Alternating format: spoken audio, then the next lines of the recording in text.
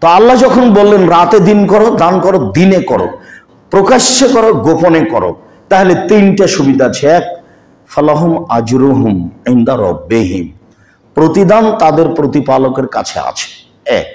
দুই, ফালা খাউফুন আলাইহিম, বিচারের মাঠে কোনো ভয় ভীতি থাকবে না।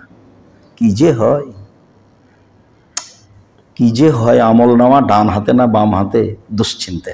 তিন, আল্লাহুম ইয়াহজানুন, কোনো চিন্তা থাকবে না, নির্ভীক বিচারের মাঠে ঘুরবে যারা, দানকারী যারা,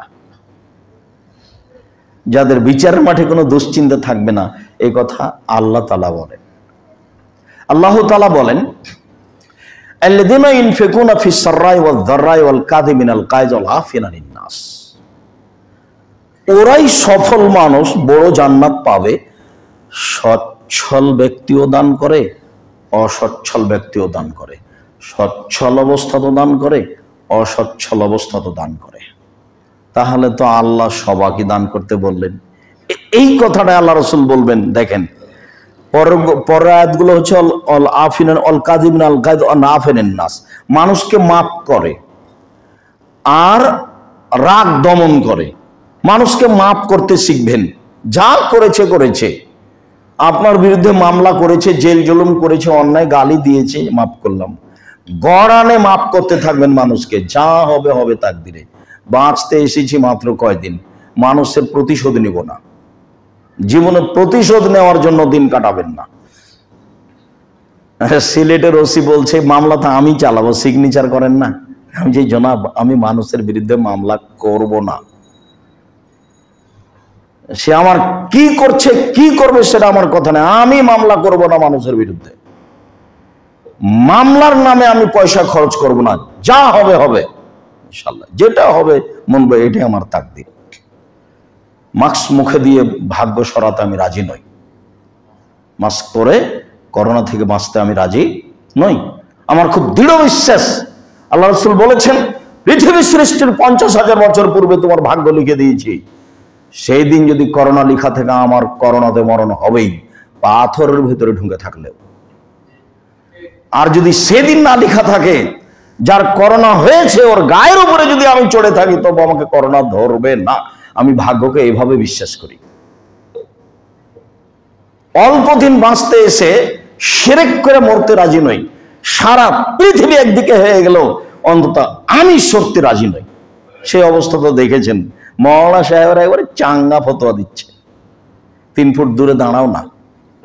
আমি বলছি তুমি পায়ের সাথে পা মিলে লাগাও, যা হবে হবে। আমি তো আর ভাষা অত দুর্বল করে বলতে পারছি না, আমরা তো চাঁপাইনবাবগঞ্জের মানুষ। আমার মেজাজ করা হয়ে যায় এই সময়তে, এই করোনার কিছু বলেছি আমি। করোনা তো মরে গেলামই, তাতে কি আছে? বড় বড় ব্যবসায়ীরা করোনায় মরে গেছে, ফিউচার পার্কের মালিক বলে। ওরা দেশের পানি খেত না, ওরা তো এ দেশের পানি খেত না। তাহলে কি আপনি মনে করছেন যে তাদের সতর্কতার অভাব ছিল?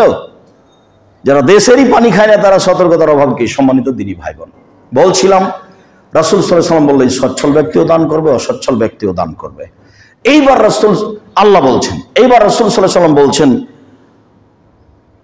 আস-সাদাকা আলা কুল্লি মুসলিম, পুরুষ নারী সবাইকে দান করতে হবে। তখন সাহাবীগণ বলছেন ফাইল্লাম ইয়াজিদ, সবাই দান করবে মানে? এটা আপনি আদেশ করছেন সবাই দান করবে, টাকা না থাকলে কিভাবে করবে? এটা তো প্রথম জিজ্ঞাসা। সাহাবীগণ বুঝতেন, আমাদের নিজেদের পরিবেশ বুঝতেন। যেমন বলেছেন সবাইকে দান করতে হবে, তেমন বলছেন টাকা না থাকলে কি করবে? তখন আল্লাহ রাসূল বলছেন ফালিয়ামাল বিয়াদিহি, মানুষের বাড়ি কাজ করবে। ফায়ান ফাওনাফসু সাদাকা, মানুষের বাড়িতে কাজ করে যা পেয়েছে সেটা নিজে খাবে এবং দান করবে। হলো, দিন মজুরকে দান করতে হবে। এখন সাহাবীগণ বলছেন ফাইলাম ইস্তাতে, যদি মানুষের বাড়িতে কাজ করতে না পারে তাহলে কি করবে? এবার বলেন দেখি। আল্লাহ রাসূল বলছেন ইউনিতাল হাজাতিল মালহুব, অসহায় মানুষের সাহায্য করবে। অসহায় মানুষ কিভাবে সাহায্য? ভ্যানটা ঠেলে দিবেন, আর না হলে আপনার মুখের কথায় যদি একজন মানুষ বিপদে পড়েছে পুলিশকে বললে ছেড়ে দিবে, সেটা করেন। অসহায় মানুষের সহযোগিতা। তখন সাহাবীগণ বলছেন ফাইলামের সাথে, অসহায় মানুষের যদি সহযোগিতা করতে না পারে, নিচে দাঁড়াতে লাগলেন। তো তো বলছে ভাই ইউমসিক নাফসাহু আনি শাররি ফাইনাল্লাহু সাদাকা, তাহলে নিজেকে পাপ থেকে ঠেকে রাখবে, এটাই সাদকা। ইফতার করার সাথে সাথে আপনার সিগারেট লাগানো তাড়াহুড়া লেগে গেছে, সিগারেটটা ঠেকানো দেখি আজকে। ঈদের পরের দিনই আপনার ওই দাড়ি চাঁচা লাগবে না, এসে ব্যস্ত হয়ে গেছেন। ঈদের দিন 3 জোড়া 4 জোড়া স্যান্ডেল কিনতে হবে। আল্লাহ রাসূল ভালো পোশাক পরে যেতে বলেছেন। নতুন আপনি ব্যস্ততা কমাতে পারবেন না, এত ইফতারি কিনলে ব্যস্ততা কমবে? ছেলে চাচ্ছে 3 জোড়া স্যান্ডেল, মেয়ে চাচ্ছে 2 জোড়া, বউ চাচ্ছে 3-4টা শাড়ি, আপনিও কিনবেন। তাহলে ফ্যাক্টরি থেকে শুরু করতে হবে ব্যস্ততা। ফ্যাক্টরি দিন রাত চলতে হবে, দোকানদারকে দিন রাত খুলে রাখতে হবে, দর্জিকে দিন রাত চালাতে হবে। আমরা এ যাবৎ আছি দেশে, কোনোদিন কুরবানি ঈদকে লক্ষ্য করে জামা কাপড় কিনেছি তা আমার জানা নেই। জুতা স্যান্ডেল এ যাবৎ। ভালো পোশাকে যেতে হবে, রাসূল বলেছেন সুন্দর পোশাকে যেতে হবে, এটাই।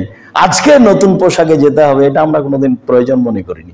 ওর 5 পয়সা দাম আমাদের কাছে নেই, ওর 0 দাম নেই। নতুন পোশাকে যেতে হবে, এটার 0 দাম আমাদের কাছে নেই। ভালো পোশাকে যেতে হবে, রাসূল বলেছেন পরিষ্কার থাকবে, ক্যালেন্ডার করা থাকবে, ভালো লাগবে দেখতে। বাস। সম্মানিত দিনী ভাই বোন, রাসূল সাল্লাল্লাহু আলাইহি ওয়াসাল্লাম সবাইকে দান করতে বললেন, এই কথাই ঠিক। সবাইকে দান করতে হবে, এই কথাই ঠিক। সচ্ছলকে দান করতে হবে, অসচ্ছলকে দান করতে হবে, এই কথাই ঠিক। ইবাদতের জগতে সবচেয়ে শক্তিশালী ক্ষমতাধর পাওয়ারফুল ইবাদত হলো দান। ইবাদত, এই কথাটা মনে রাখতে হবে। ওই লোকটা তার প্রয়োজনে চেয়েছে, আমার মনটা যেন তাকে দেখে দুর্বল না হয়, মনটা যেন আমার ফুর্তি থাকে। তাকে দেখে খারাপ লাগলো, ও মনে হয় টাকা খেয়ে নিচ্ছে, আচ্ছা খাক, 20 টাকা চেয়েছে 5 টাকা দিলাম। কিন্তু পরিবেশ নিজের দুর্বল করে নিজে ক্ষতিগ্রস্ত হওয়া যাবে না।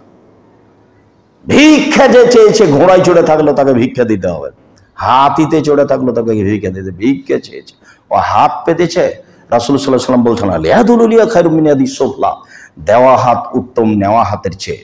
হাতিতে চড়ে থাকলো তো হাত পেতেছে, আপনার হাতখান দেওয়া। আল-ইয়াদুল উলিয়া খায়রুম মিন ইয়াদিস সুফলা, বুখারী মুসলিমের হাদিস, দেওয়া হাত উত্তম নেওয়া হাতের চেয়ে। সারা জীবন দেওয়ার হাতে থাকবেন, নেওয়ার হাতে কোনো সময় নাই। সব সময় নিজের ছেলে মেয়ের হাতে বলবেন আম্মু এই যে টাকাটা দিয়ে দাও, আব্বু টাকাটা দাও। ছেলে মেয়েকে শিখাতে হবে নিজের জীবদ্দশায় মানুষকে দান করা, অসহায় মানুষকে দেওয়াটা নিজে দিবেন, ছেলে মেয়েকে অভ্যাসী করাবেন, আপনার অবর্তমানে যেটা ভুলে না যায়।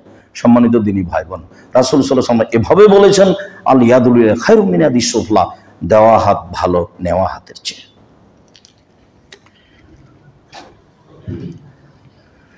আলহামদুলিল্লাহ ওয়াহদা ওয়াসসালাতু ওয়াসসালামু আলা মান লা নাবিয়্যা বাদা।